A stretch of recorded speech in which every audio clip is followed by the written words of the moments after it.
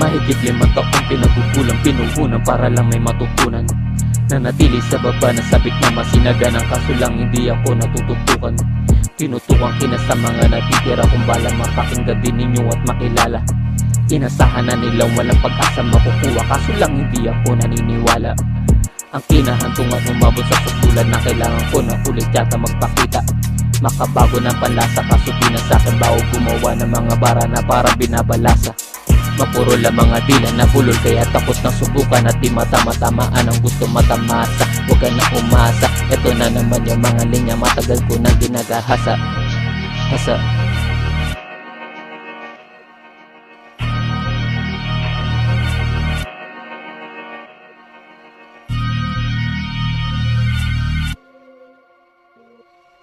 Di mapupuksa, sagad ang pamusta, taas lang papunta.